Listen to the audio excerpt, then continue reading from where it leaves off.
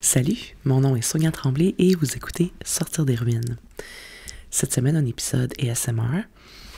On va terminer la lecture du livre Le patriarcat tue aussi les hommes de Lise Plank. Il reste quelques pages, ce ne sera peut-être pas une vidéo très longue, mais j'ai perdu la voix cette semaine et je l'ai retrouvée ce matin. Donc, je ne veux pas pousser ma loque de toute façon. Fait que ça va faire l'affaire pour cette semaine. J'espère que vous comprenez. J'ai fait des listes en passant pour les gens qui aiment plus les vidéos ASMR sur ma chaîne YouTube. Là, pour ceux qui écoutez sur YouTube, bon, c'est plus simple. Si vous écoutez sur Spotify, c'est différent. Donc, j'ai fait des listes. Une liste ASMR coloriage, ASMR objet, je pense, et ASMR lecture. Vous avez le choix. Alors, aujourd'hui, ça va être de la lecture. Alors, on va débuter. Les travailleurs de la santé, pas différents de nous. Bien sûr, les travailleurs de la santé aussi ont été élevés dans cette culture.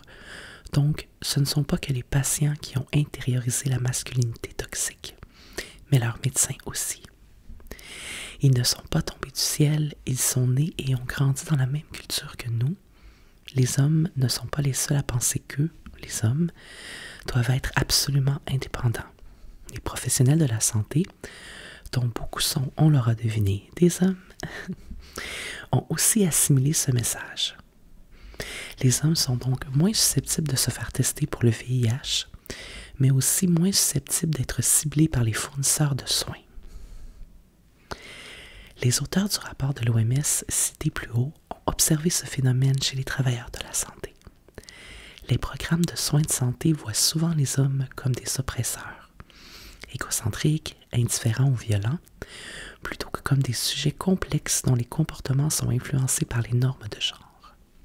C'est un gros cercle vicieux dans lequel les actions individuelles des hommes confirment les présupposés des travailleurs de la santé, et les travailleurs de la santé continuent de les traiter d'une façon genrée qui ne répond pas à l'ensemble des besoins des hommes. Et cette relation entre la masculinité et le système de santé est compliquée davantage par l'ethnicité. Étant donné la pénurie de médecins de couleur, seulement autour de 5% des médecins sont noirs. Le système de santé est souvent un champ de mine pour les non-blancs et ce problème ne va pas en s'améliorant. D'après les données de l'Association of American Medical College, il y a moins d'hommes noirs inscrits dans les écoles de médecine en 2014 qu'en 1978, alors qu'il y a eu des augmentations dans tous les autres groupes démographiques, y compris les femmes noires, les hispaniques et les asiatiques de tout genre. Il s'agit fort probablement du résultat d'une hostilité bien étudiée envers le programme de promotion sociale. Une recherche de Liliane M. Garces et David Mickey-Pabello, qui ont examiné l'incidence de l'arrêt de la promotion sociale dans 6 États, a montré une baisse de 17% des inscriptions d'étudiants de couleur dans les écoles de médecine. L'absence d'hommes de couleur parmi les travailleurs de la santé est inquiétante parce que les hommes noirs ont la plus faible espérance de vie de tous les groupes démographiques aux États-Unis. Je savais pas ça, mais je suis pas surprise en même temps. Je suis pas surprise parce que, c'est ça, tous les trucs de racisme systémique entraînent justement plus de danger, des emplois plus dangereux, moins de ressources, etc. Le fait qu'il est peu probable qu'ils soient traités par quelqu'un qui leur ressemble aggrave le problème. L'effet du médecin noir est prouvé. Les hommes noirs sont plus réceptifs et plus disposés à accepter des traitements de prévention quand ils sont traités par des médecins noirs. L'effet est si puissant que les chercheurs qui l'ont étudié ont été surpris. Par exemple, les résultats ont montré que les hommes noirs étaient 50% plus susceptibles d'accepter un dépistage préventif du diabète quand il était recommandé par un médecin noir plutôt que blanc ou asiatique. Les chercheurs en ont conclu que le seul fait d'augmenter le nombre de médecins noirs pourrait réduire de 19%, ce qui est énorme, l'écart effarant de morts par maladie cardiovasculaire entre les ethnicités. Les médecins noirs sauvent littéralement des vies et pourraient contribuer à restaurer la confiance en un système de santé dont les Afro-Américains se méfient à raison. Peu d'études portent sur l'intersection de la masculinité, de l'identité noire et des services de santé, mais une recherche a montré que les hommes noirs étaient plus susceptibles de faire confiance aux membres de leur famille qu'à un médecin ou une infirmière quand venait le temps de chercher des informations sur leur santé. Cette méfiance envers le système de santé est rationnelle car il est largement prouvé que les médecins interagissent différemment avec leurs patients en fonction de leur ethnicité. Une étude de l'Université de Virginie a montré que la moitié des étudiants de médecine blancs entretenaient des mythes sur les personnes racisées. Et c'est énorme. Comme l'idée que le corps noir soit plus fort, leur peau plus épaisse, leur système nerveux moins sensible que celui des blancs, et que leur sang coagule plus rapidement. Rien de tout ça n'est vrai. Pas étonnant que les communautés racisées ne veulent rien savoir d'un système de santé aussi ouvertement et dangereusement discriminatoire à leur endroit. Accroître le nombre de médecins noirs réduirait fondamentalement l'écart d'espérance de vie entre les différentes ethnicités aux États-Unis, tous genres confondus. Et c'est fou, hein? Et même quand les personnes racisées veulent faire confiance au système de santé, elles sont moins en mesure d'y avoir accès à cause de la façon dont le système fonctionne. Les hispaniques non âgés, par exemple, sont 3 fois plus susceptibles de ne pas être assurés. Bien sûr, l'Affordable Care Act, loi promulguée par Obama et qui vise à offrir à tous des soins abordables, a un peu aidé à réduire les inégalités, mais elle demeure abyssale. Les Américains noirs restent plus portés que les Américains blancs à éviter les visites chez le médecin pour des raisons financières. Les pressions culturelles poussant la communauté noire à se tenir loin du système de santé sont donc amplifiées à la base par un manque d'accès à ces services. Par conséquent, si les masculinistes sont vraiment motivés à régler le problème de l'espérance de vie des hommes, il serait beaucoup plus efficace pour eux de prendre l'énergie qu'ils gaspillent à accuser le féminisme de l'investir dans le démantèlement du racisme institutionnalisé, qui est littéralement en train de tuer les hommes racisés plus vite qu'aucun autre groupe. Si ce mouvement de soi-disant défense des intérêts des hommes mettait autant d'efforts à mettre fin au racisme qu'à accuser les femmes, il serait peut-être plus à même d'aider le groupe social qu'ils prétendent vouloir défendre. S'il y a une autre chose à laquelle les masculinistes pourraient se consacrer, ce serait de contester le code masculin car, tant qu'il fait la loi, les hommes qui ne s'y conforment pas continuent de souffrir. Même chez les hommes qui résistent aux forces les poussant à entreprendre des comportements risqués ou à éviter la protection, la seule transgression des normes de la masculinité stéréotypée met leur santé en jeu. Par exemple, quand des chercheurs ont étudié des comportements problématiques comme le tabagisme ou la consommation d'alcool, ils ont constaté que les hommes qui gagnaient moins d'argent que leurs femmes pendant une longue période avaient une moins bonne santé générale, une espérance de vie plus courte et plus de problèmes cardiovasculaires comme le diabète, les maladies cardiaques, un haut taux de cholestérol, de l'hypertension ou des accidents vasculaires cérébraux. Ce constat a mené les chercheurs à conclure que de violer le code toxique de la masculinité peut entraîner un stress si important chez les hommes que leur santé globale en subit les contre-coups. Comme il peut être à ce point éprouvant d'aller à contre-courant de la culture populaire masculine dans un monde où elle constitue la norme, beaucoup d'hommes choisissent de se censurer pour se protéger. Non seulement les hommes subissent des désavantages quand ils ne se conforment pas à la masculinité idéalisée, mais ils sont aussi perdants quand ils s'y conforment. Pour beaucoup beaucoup trop d'hommes aux États-Unis, aux prises avec des problèmes de santé mentale, il est beaucoup plus facile de trouver une arme à feu qu'un thérapeute. My God.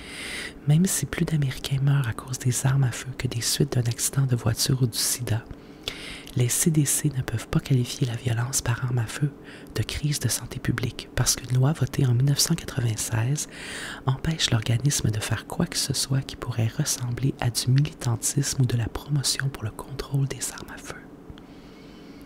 J'ai vu à quel point les armes à feu étaient liées au code masculin en parlant à Tommy Lahren et ses amis John et Laura à Dallas.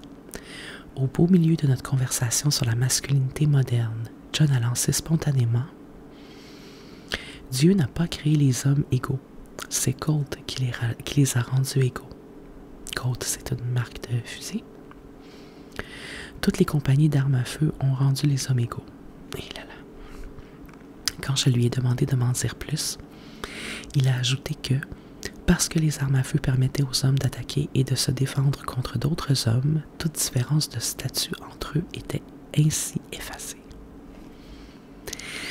Si pour ce jeune homme blanc conservateur, la possession d'une arme à feu est un égalisateur pour les hommes, un bref regard sur la réalité raconte une toute autre histoire. Il n'est pas donné à tous les hommes aux États-Unis de posséder une arme à feu. En fait, quand les premières lois sur les armes à feu ont été écrites, elles ne s'appliquaient qu'aux hommes blancs et qui craignaient que leurs esclaves se révoltent s'ils devaient avoir accès à des armes à feu. Après s'être joints à l'armée de l'Union pendant la guerre civile, les soldats noirs sont rentrés chez eux avec des armes qui ont toutefois été saisies en vertu des Black Codes, des lois limitant les droits des personnes noires, et par des groupes comme le Ku Klux Klan. Le deuxième amendement de la Constitution des États-Unis, qui garantit le droit de porter des armes, a sans cesse été refusé aux personnes de couleur. Une histoire bien connue, par exemple, est celle de Martin Luther King, dont la demande de permis de port d'armes dissimulé, fait dans les années 1950 après que sa maison ait été incendiée, a été rejetée. Ah, c'est tellement frustrant de lire ça. Si les hommes blancs peuvent notoirement entrer dans un Starbucks avec une arme bien en vue, les hommes noirs peuvent notoirement se faire arrêter chez Starbucks sans arme et pour aucune raison. Il y a un tas de choses que les hommes blancs peuvent se vanter de faire ouvertement qui se transforme en motif d'arrestation pour les hommes noirs. Mais cette position conservatrice sur les armes n'est pas originale. Chez les militants, l'argument principal est que les hommes doivent s'armer pour protéger leur famille. Une recherche montre que cette vision est profondément ancrée dans l'identité masculine. Après tout, si les hommes ne peuvent plus agir en tant que pourvoyeurs, les armes leur assurent de pouvoir encore être les protecteurs. Le marketing des fabricants d'armes a été efficace. La vaste majorité des propriétaires d'armes à feu sont des hommes, surtout des hommes mariés. En fait, les hommes mariés du sud des États-Unis sont plus portés à posséder une arme que tout autre groupe démographique. Le lien entre les armes et la recherche de nouvelles masculinités est largement passé sous le radar. Mais même les bons, entre guillemets, les good guys, comme les nomme la National Rifle Association, qui ont des permis en bonne et due forme, semblent souvent recourir au fantasme de la masculinité alpha pour justifier leur possession d'une arme à feu. Selon une étude menée auprès des propriétaires d'armes partout aux États-Unis par Angela Stroud, elle-même propriétaire d'une arme, à l'Université du Texas à Austin, les hommes qui ont un permis de port d'armes dissimulé sont souvent motivés par le désir de protéger leurs épouses et leurs enfants, de compenser la force qu'ils ont perdue avec l'âge et de se défendre contre des gens et dans des endroits perçus comme dangereux, surtout dans des contextes impliquant des hommes de minorités raciales, ethniques. Quand je l'ai interrogé à propos de sa recherche, Stroud m'a confié que les ports d'armes étaient devenus un des rares moyens pour les hommes de s'accrocher à un modèle de masculinité en plein bouleversement. Comme les occasions de pourvoir et de protéger se font rares, les armes demeurent une façon pour les hommes d'avoir l'impression d'accomplir avec brio leurs responsabilités masculines. La défense, c'est le seul domaine où les hommes peuvent maintenir une certaine forme de domination sans que ce soit considéré comme problématique, m'a-t-elle expliqué. Mais bien sûr, si l'identité d'un homme repose sur la protection de sa partenaire et de ses enfants, que se passe-t-il quand il ne peut pas le faire? Si ta relation, ton estime de soi, se définit par rapport au contrôle que tu peux avoir sur ta partenaire, qu'est-ce qui arrive quand tu perds le contrôle? A soulevé Stroud. Être le gentil défenseur des femmes, c'est le côté bon de cette même idéologie qui met les femmes dans une position subalterne par rapport aux hommes. C'est pourquoi Stroud croit que nous avons besoin de repenser l'idée des bons. La plupart des hommes sont bons et la plupart ne sont pas violents, mais quand ils ont cette idéologie en tête, prête à surgir au besoin, ils peuvent rapidement devenir des méchants dans l'histoire. Mais malgré le fait que les hommes disent que leurs armes servent à se défendre ou à défendre leur famille, le modèle du mâle protecteur que la NRA propage depuis des décennies ne reflète pas ce que les hommes font réellement avec elle. La majorité des morts par arme à feu ne surviennent pas quand les hommes tuent un assaillant, mais plutôt quand ils se tuent eux-mêmes. Les parents donnent un fusil en plastique comme jouet à leurs garçons et ils regardent faire semblant de tirer sur d'autres garçons, sans réaliser que certains de leurs fils finiront par utiliser une vraie arme pour se suicider. Stroud explique que, s'il est vrai que les hommes noirs sont trop souvent victimes de violences armées, il reste que les 2/3 des décès par arme à feu aux États-Unis sont des suicides et que la majorité de ces derniers sont commis par des hommes blancs. Ceux-ci sont plus susceptibles de commettre des suicides qu'on dit impulsifs, qui se produisent avec des moyens généralement fatals et sous l'influence de l'alcool ou de la drogue. C'est le type de suicide le plus difficile à prévenir parce qu'il n'est pas précédé de signaux d'avertissement identifiables qui pourraient limiter le nombre de cas. Même si à l'adolescence, les filles sont 3 à 9 fois plus à risque de faire une tentative de suicide, le taux de suicide chez les garçons est de 2 à 4 fois supérieur parce que les hommes ont tendance à utiliser des moyens plus violents pour mettre fin à leur jour. Le plus violent étant bien sûr l'arme à feu. Fait inquiétant, le taux de suicide chez les hommes aux États-Unis a grimpé depuis 2000. D'après les CDC, le nombre d'hommes dans la cinquantaine qui s'enlèvent la vie a augmenté de 50% entre 1999 et 2010. Même si on assiste à un débat houleux et incessant sur les homicides par arme à feu, on entend peu parler du fait que la plupart des morts par arme à feu aux États-Unis sont en réalité des suicides. Bizarrement, les discussions politiques autour de ce sujet portent rarement sur cette façon dont les armes à feu sont le plus souvent utilisées, c'est-à-dire pour s'infliger une violence, ce qui est d'autant plus étrange vu le taux de suicide à la hausse. Le taux de suicide enregistré aux États-Unis en 2015 a été le plus haut des 30 dernières années. Et ce problème n'est pas propre aux États-Unis. Dans tous les pays du monde, sauf la Chine, les hommes sont plus susceptibles de mourir par suicide que les femmes. La quantité anormalement élevée d'armes disponibles aux États-Unis n'affecte pas seulement les hommes, mais aussi, et de façon disproportionnée, les garçons. Fait incroyable, de toutes les morts par arme à feu chez les jeunes entre 2012 et 2014, 84% étaient des garçons et beaucoup avaient utilisé ces armes pour mettre fin à leur jour. En fait, le taux de suicide par arme à feu chez les enfants a atteint un sommet sans précédent. L'American Academy of Pediatrics a indiqué qu'il y avait eu une hausse de 60% des suicides d'enfants entre 2007 et 2014. C'est alarmant, surtout quand on sait que le taux de suicide chez les jeunes autochtones atteint le double du taux national et que la situation est encore plus intenable pour les garçons dont l'identité de genre ne correspond pas aux conceptions normatives de la masculinité. Le taux de suicide chez les garçons LGBT est proprement ahurissant. Par exemple, la mort des garçons transgenres suivie par l'American Academy of Psychiatrics affirme avoir déjà tenté de se suicider.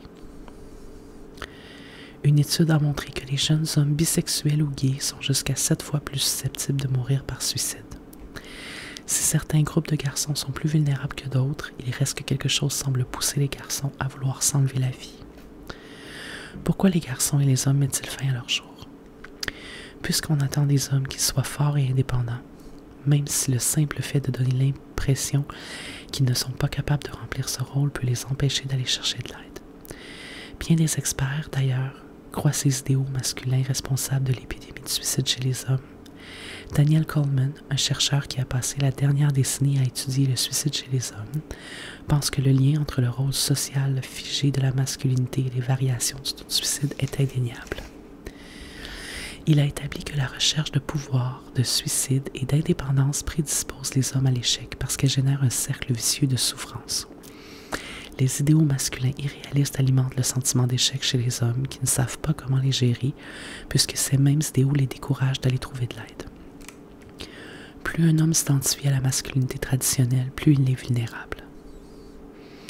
En fait, Coleman conclut dans sa recherche qu'idéaliser la masculinité hautement traditionnelle est un facteur de risque, surtout pour les hommes qui ne sont pas capables d'accomplir leurs idéaux masculins à cause d'une maladie, d'un handicap ou d'une perte d'emploi. En d'autres mots, porter un regard plus conciliant sur eux-mêmes pourrait protéger les hommes contre les chocs de la vie. D'après la théorie du sociologue Emile Durkheim, le suicide vient principalement d'une déconnexion par rapport aux institutions comme le mariage, le travail et le réseau social. Les données sur les hommes modernes viennent largement appuyer cette théorie. Par exemple, le taux de suicide est plus élevé chez les hommes qui n'ont pas de diplôme universitaire. C'est aussi le cas chez les hommes célibataires, de même que chez ceux qui ont vécu une séparation ou un divorce. La perte d'emploi ou l'anxiété par rapport aux revenus sont d'autres facteurs importants. Le suicide est par ailleurs plus fréquent dans les régions rurales et l'écart se creuse de plus en plus entre les adolescents des régions urbaines et rurales. Il y a également corrélation entre le fait de travailler dans des domaines à prédominance masculine comme la police ou l'armée et un taux de suicide plus élevé chez les hommes. Parmi les suicides, bon nombre sont par arme à feu. L'accès à un moyen de se suicider à son travail est aussi un facteur de vulnérabilité déterminant. Parce qu'on confond souvent l'autonomie et l'indépendance masculine avec l'isolement masculin, les hommes qui ont le plus besoin d'aide ressemblent souvent à ceux qui n'en ont pas besoin. Parce que les caractéristiques associées à un haut risque de suicide chez les hommes sont aussi celles que l'on met sur un piédestal. Je n'ai pas pu m'empêcher de remarquer que le Wyoming, l'état du cow-boy solitaire, cet éternel symbole de la masculinité idéale, un homme stoïque et détaché, est aussi l'état où le taux de suicide chez les hommes est le plus alarmant.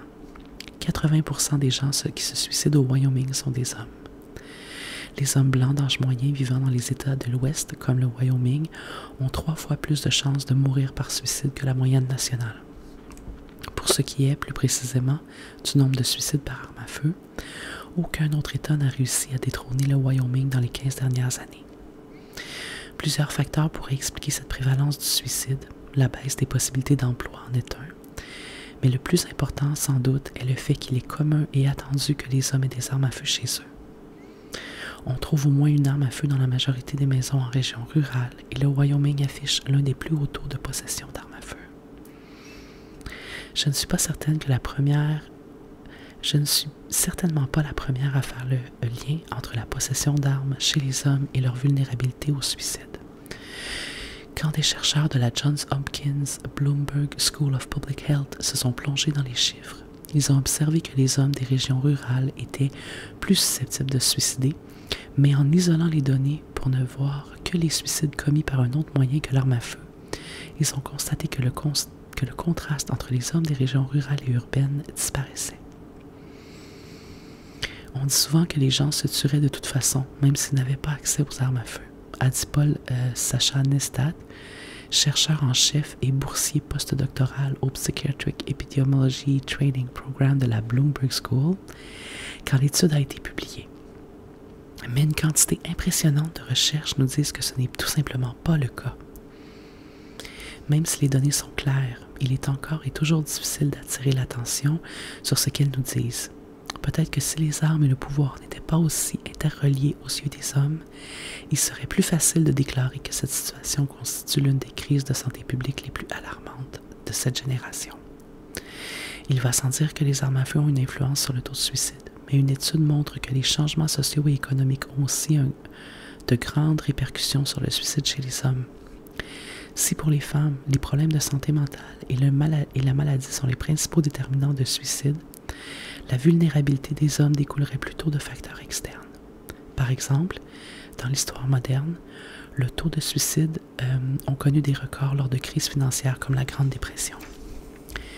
dans les années 90, quand Hong Kong a vécu une importante crise financière, le taux de suicide chez les hommes âgés de 30 à 59 ans a presque doublé.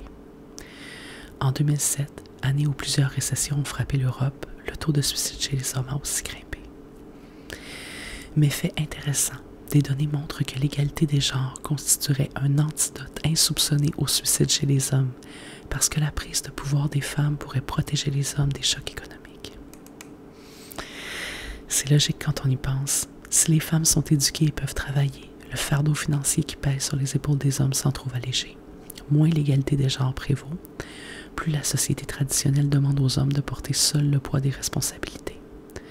Pour étudier cet effet, le chercheur Øystein Gullav Alter a ramassé des données montrant que les sociétés où l'égalité de genre est au plus bas sont celles où on observe le plus haut taux de suicide chez les hommes et qu'au contraire, dans les pays où l'égalité de genre est plus élevée, l'écart entre les hommes et les femmes est plus petit.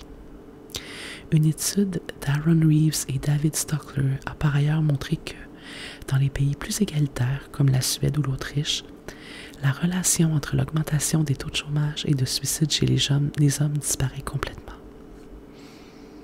Les auteurs en ont conclu que la prise de pouvoir économique et politique des femmes pouvait créer un tampon qui vient amoindrir le risque de suicide découlant d'une crise économique chez les hommes. Il apparaît logique que dans une société où le rôle du pourvoyeur est partagé entre les hommes et les femmes, l'obligation pour les hommes d'encaisser les chocs économiques se fait moins sentir. En fin de compte, il se trouve que quand les femmes vont bien, ça aide les hommes. Qui l'eût cru? Ah ben on a fait 27 minutes finalement pour terminer le livre, c'est bon. Ce livre-là, de tout petit recueil d'informations hyper pertinentes, plein de stats, tu sais, là, des fois on parle, puis évidemment on peut pas l'apprendre par cœur, mais c'est un peu une ressource parce que, tu sais, parfois, moi en tout cas, je me bats beaucoup contre le patriarcat, la masculinité toxique, puis il y a plein d'arguments là-dedans qui expliquent à quel point c'est aussi nocif pour les hommes, ce que beaucoup d'hommes ne semblent pas réaliser. Fait que je trouve que c'est un livre super intéressant à avoir, à lire et relire, et à faire lire aux hommes autour de soi également. Ceci étant dit, je vous remercie d'avoir été là pour cette vidéo de lecture, et on va évidemment se parler encore une fois la semaine prochaine. Merci d'être à l'écoute comme toujours. Mon nom est Sonia Tremblay et vous écoutez Sortir des ruines.